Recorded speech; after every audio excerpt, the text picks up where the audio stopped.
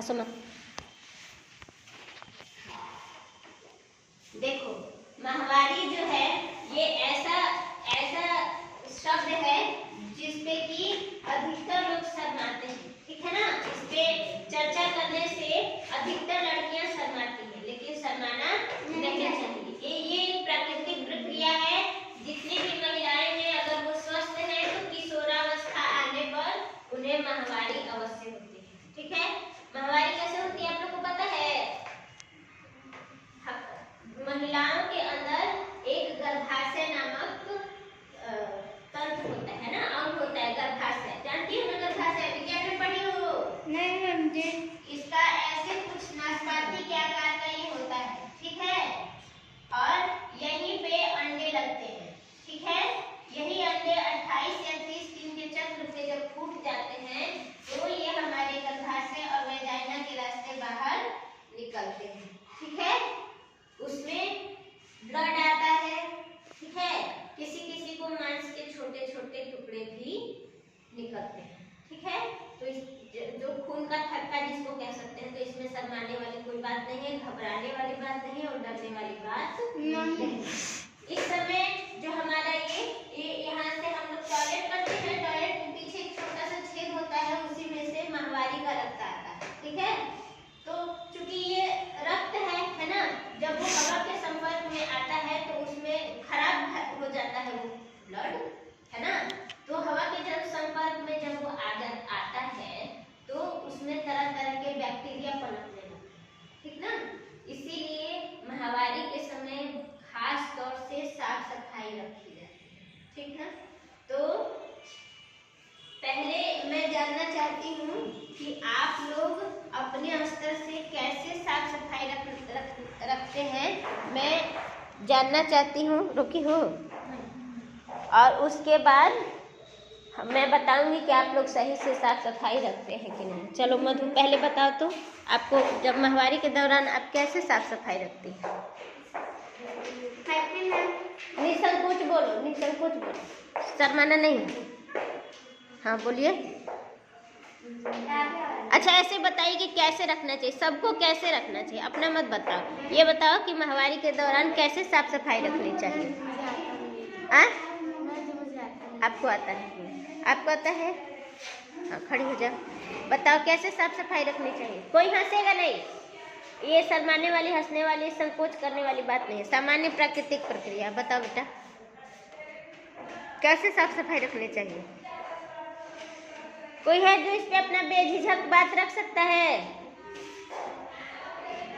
बोलोगी आकांक्षा, काजल, चलो बेझिझक बताओ कैसे साफ सफाई रखनी चाहिए। हमें रोज नहाना चाहिए और जो अंदर हम लोग कपड़े पहनते हैं उसको धूप में सुखाना चाहिए ताकि इसमें बैक्टीरिया ना रह सके। और फिर हमें साफ सफाई का ध्यान रखना चाहिए, रोज नहाना चाहिए। अच्छा जब माहवारी आती है तो कपड़ा यूज करना चाहिए, पैड यूज करना चाहिए कि टेम्पॉन यूज करना चाहिए कि मेंस्ट्रुअल कप यूज करना चाहिए? आप लोग जानते हैं टेम्पॉन और मेंस्ट्रुअल कप क्या होता है? मैं आज आप लोग को बताऊंगी।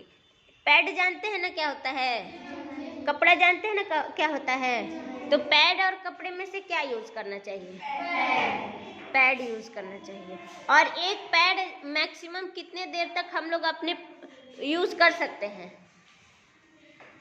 4 घंटे से ज्यादा पैड नहीं रखना चाहिए, उसको हटा देना चाहिए, चाहे वो पूरी तरह से भीगा हो या न भीगा हो, ठीक है। और कोई कुछ बताना चाहता है?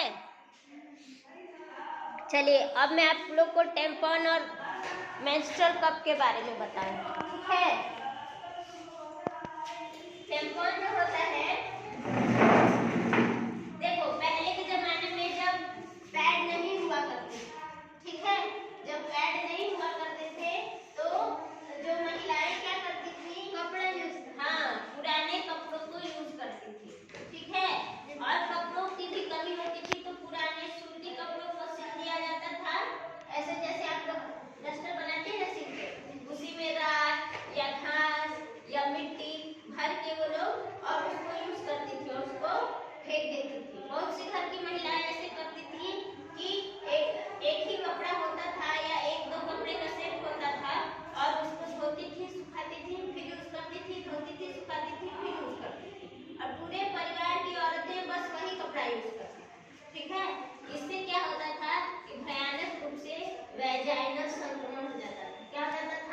वेजाइनल वेजाइनल संक्रमण समझते हो?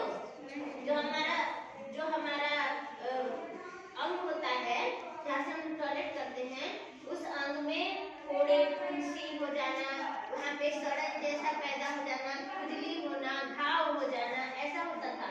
और होते होते क्या अंदर अंदर वो गर्भाशय तक पहुँच जाता था। इतना भयानक होता था क्योंकि पहले इतनी जागरूकता नहीं थी, इस मैटर पे बात करने में लोग शर्माते थे, तो शर्म के मारे वो जल्दी किसी को बताते भी नहीं थे। इतना जागरूकता नहीं था और ऐसा भी हो जाता था कि भयानक संक्रमण की वजह से लोगों की मौत तक हो जाती थी।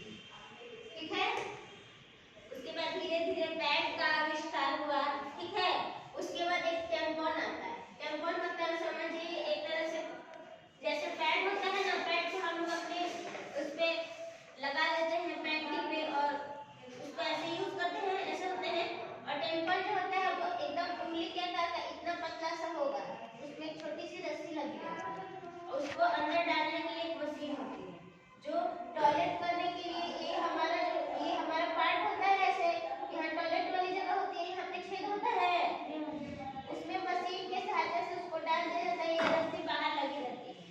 लगभग 3-4 घंटे बाद है ना, वो अंदर ही अंदर पूरे ब्लड को सोख लेता है और फूल के बड़ा सा हो जाता है। लेकिन 3 से 4 घंटे से ज्यादा टेम्पॉन अंदर नहीं रहने देना चाहिए, नहीं तो इन्फेक्शन हो जाता है।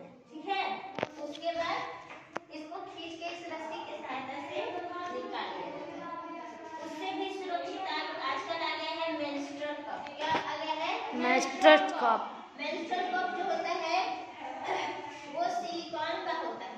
ठीक है, और इस आकार का होता है। ऐसे कप होता है, ये अलग अलग साइज में आता है ना, छोटा, मिडिल और लार्ज।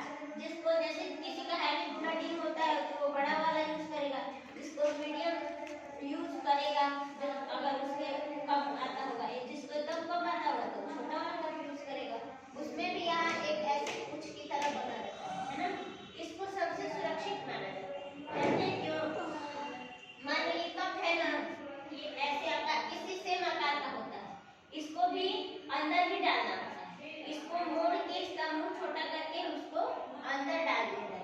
जब ये अंदर चला जाता है तो इसका मुंह ऐसे खुल जाता है। ठीक है, और ये कप की तरह ऐसे हमारे इस वेजाइनल पार्ट को, यहाँ पे जो छेद है उसको कवर कर लेता है। इसी कप में आपका जितना भी ब्लड आएगा इसी में इकट्ठा होता जाएगा और फिर उसको आप जाएंगी, जब आप फ्रेश होने जाएंगी तो इसको पकड़ के धीरे से खींच के निकालेंगी और उस कप में से सारा ब्लड और जो क्लॉट होगा ब्लड क्लॉट उसको नीचे गिरा देंगे। ठीक है, फिर इसको हाँ कभी इसके में